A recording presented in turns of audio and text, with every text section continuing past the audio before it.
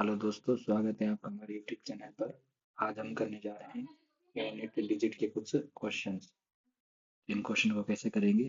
जैसे पहला क्वेश्चन दिया है, इसमें हम क्या करेंगे?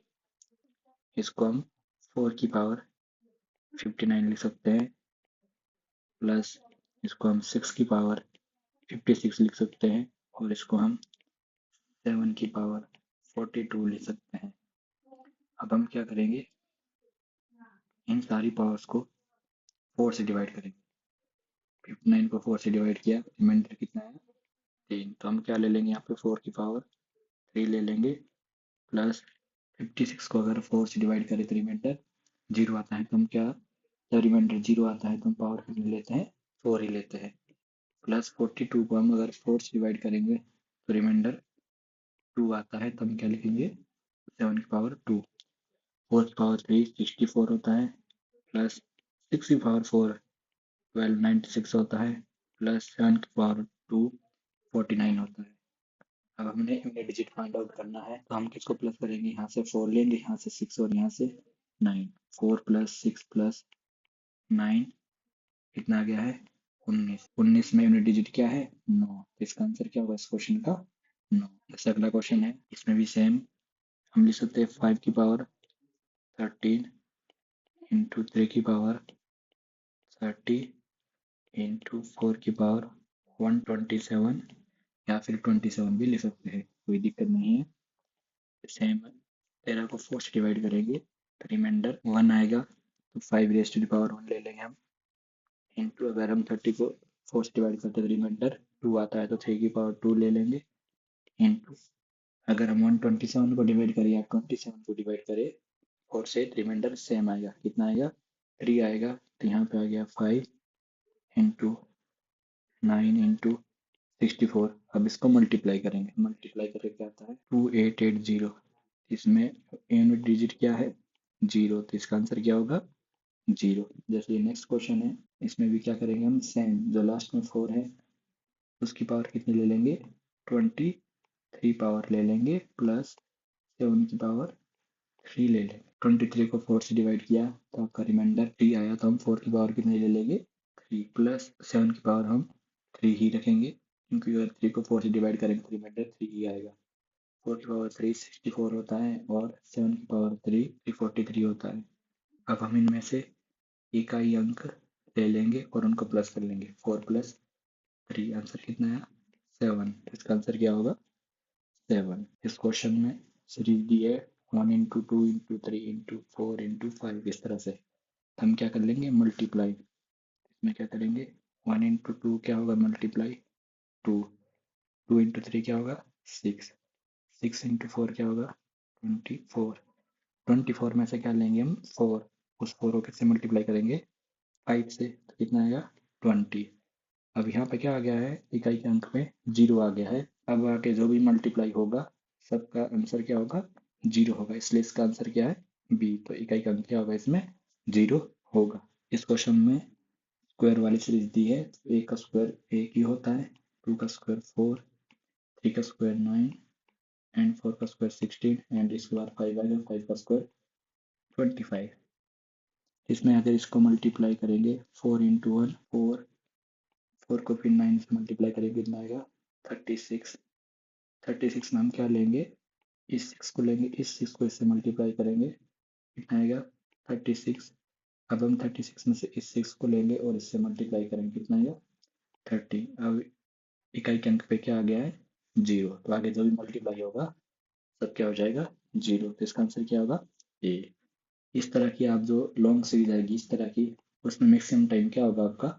0 ही इकाई का अंक आएगा, क्योंकि जब आप 2-3 नंबर्स को मल्टीप्लाई करेंगे तो उसके बाद वो इकाई का अंक या यूनिट डिजिट 0 दे देगा। तो इन केसेस में मैक्सिमम टाइम ये रहता है कि इसमें इकाई का अंक 0 आने की संभावना रहती है। ये क्वेश्चन है 14 रेज टू द पावर 2857। इसमें क्या करना होता है? नॉर्मली सबसे पहले क्या करना होता है?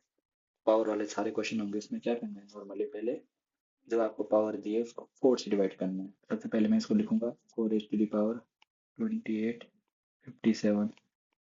इसको मैं 14 की ना लिख के 4 की क्यों लिख रहा हूँ? क्योंकि यूनिट डिजिट में मल्टीप्लाई यूनिट डिजिट ही होना है, इसलिए हमारा मेन काम किससे है? यूनिट डिजिट से है।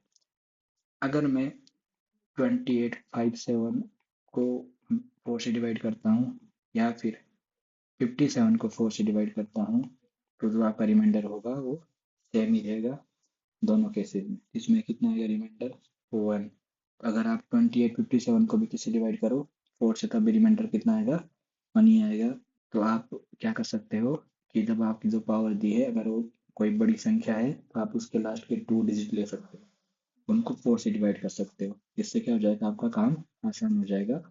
यहाँ पे क्या है रिमाइंडर 1 तो 4 रेज़ टू द पावर कितनी ले लेंगे हम 1। तो 4 रेज़ टू द पावर 1 कितना होता है 4। तो आंसर क्या होगा इसका 4। इस केस में आप ऐसा कर सकते हो कि लास्ट के 2 डिजिट ले सकते हो किसके पावर के, फिर उसको 4 से डिवाइड करके आपका आंसर सही आ जाएगा। इस तरह केस में अगर मैं यहाँ पे 2 रेज़ टू द पावर 4 दिया है, इसको अगर 4 से डिवाइड करूंगा तो रिमाइंडर कितना आएगा 0 आएगा। तो इसलिए पावर कितनी लेनी पड़ेगी 4 ही। तो मैं इसको ऐसे रखूंगा 2 रेज़ टू द पावर 4 कितना आएगा 16 minus 3 raise to the power 2 कितना आएगा 9। अब अगर इसको मैं माइनस करूंगा तो कितना आएगा 7। तो उसका आंसर क्या होगा 7। अगर हमें ऐसा कोई नंबर मिल रहा है जिसमें एक ही डिजिट है तो वही क्या होगा यूनिट डिजिट होगा, क्योंकि उसमें एक ही डिजिट है। यदि हमें 2 डिजिट नंबर मिल रहा है तो 15, तो उसमें कौन सा होगा यूनिट डिजिट तो लास्ट का होगा। बाकी सारे केसेस में लास्ट का अंक ही क्या होगा यूनिट डिजिट होगा। अगर आप 3 अंक वाली संख्या ले रहे हो 4 अंक वाली ले रहे हो, और अगर आपकी कैसी आ रही है 1 अंक वाली संख्या आ रही है तो वही क्या होगा यूनिट डिजिट होगा। जैसे ये क्वेश्चन है इसमें मैं क्या करूँगा कि 216 को 4 से डिवाइड करूँगा या फिर या लास्ट के आप 16 को भी 4 से डिवाइड करेंगे तो सेम रिमाइंडर आएगा। अगर मैं 16 को भी किससे भाग करूँगा 4 से तो रिमाइंडर कितना आना है 0। तो ऐसे केस में क्या ले लेंगे हम 6 की पावर 4 ही ले लेंगे। जब रिमाइंडर कितना आता है, अगर रिमाइंडर कितना है आपका रिमाइंडर आपका 0 है तो आप उस केस में पावर कितनी लेते हैं 4 ही लेते हैं। और नेक्स्ट जैसे प्लस 125 को भी कर सकते हैं आप 4 से डिवाइड या फिर लास्ट के 25 को कर सकते हैं, तब भी कितना आएगा रिमाइंडर 1 आएगा। तो 5 raise to the power 1, 6 raise to the power 4 होता है 1296 प्लस 5। तो यहाँ पे एक ही अंक है तो यहाँ पे यूनिट डिजिट क्या होगा 5। यहाँ से क्या ले लेंगे हम 6, 6 प्लस 5 कितना आ गया 11। ये टू डिजिट नंबर है तो इसमें यूनिट डिजिट पे कौन है 1, तो इसका आंसर क्या होगा 1। जैसे ये क्वेश्चन है 2 raise to the power 8 into 3 raise to the power 8। अगर मैं 8 को 4 से डिवाइड करूंगा तो रिमाइंडर कितना आएगा 0। तो हमको क्या लेनी पड़ेगी पावर 4 लेनी पड़ेगी। जब हमारा रिमाइंडर कितना आता है 0 आता है। इस केस में भी हम सेम ले लेंगे। 2 की पावर 4 होता है 16 इंटू 3 की पावर 4 होता है 81। हम क्या करेंगे यहाँ पे नॉर्मली जो यूनिट डिजिट है 6 एंड 1 इसको ही मल्टीप्लाई करेंगे तो 16 इंटू 1 कितना आएगा 6।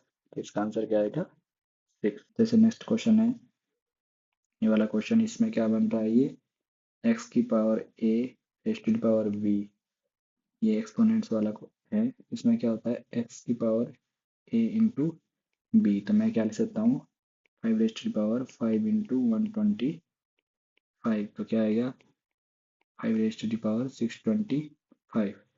अब इस 625 को या लास्ट के 25 को किससे डिवाइड करूंगा 4 से, तो रिमाइंडर दोनों केसेस में सेम आएगा। 4 से डिवाइड किया तो रिमाइंडर कितना आया 1 आता है। तो उसको ही मैं क्या ले लूंगा पावर 5 की पावर 1 ले ली, तो 5 की पावर 1 कितना आता है 5। का आंसर क्या आएगा इसका 5। ये क्वेश्चन है जैसे इसमें क्या करेंगे इसको मैं लिख सकता हूँ 7 रेज़ टू द पावर 481। अब मैं इसको डिवाइड करूंगा 481 को या फिर 81 को, सेम रिमाइंडर आएगा दोनों केसेस में। 81 को 4 से डिवाइड करने पर रिमाइंडर आपका 1 आता है। तो 7 रेज़ टू द पावर कितना आएगा 1, तो उसका आंसर क्या होगा 7। इसका आंसर क्या है सी। जैसे ये क्वेश्चन है इस क्वेश्चन में क्या करेंगे यहाँ मैं 3 ले लूंगा यहाँ से और यहाँ से मैं 7 ले लूंगा। 3 ले लिया तो 3 रेज़ टू द पावर कितना आया 1342 माइनस यहाँ पे आ जाएगा 7 रेज़ टू द पावर 431। तो मैं इन दोनों पावर को 4 से डिवाइड कर दूंगा इसको और इसको। यहाँ से मैं क्या ले लूंगा 42 ले लूंगा तो सेम रिमाइंडर आएगा। 4 से डिवाइड किया तो रिमाइंडर कितना रहा आपके पास इस केस में 2। वहाँ से 31 को डिवाइड किया 4 से, रिमाइंडर कितना रहा आपके पास 3। अब क्या होगा 3 की पावर हम यहाँ ले लेंगे 2, यहाँ ले लेंगे 7 की पावर 3। 3 की पावर 2 जो आपके पास होती है 9 माइनस 7 की पावर 3 होती है 343। अब हम यहाँ से क्या करेंगे, यूनिट डिजिट को ले लेंगे, उसको माइनस कर देंगे। 9 माइनस 3 क्या होगा 6। इसका आंसर क्या होगा 6। तो ये थे हमारे कुछ यूनिट डिजिट के क्वेश्चन।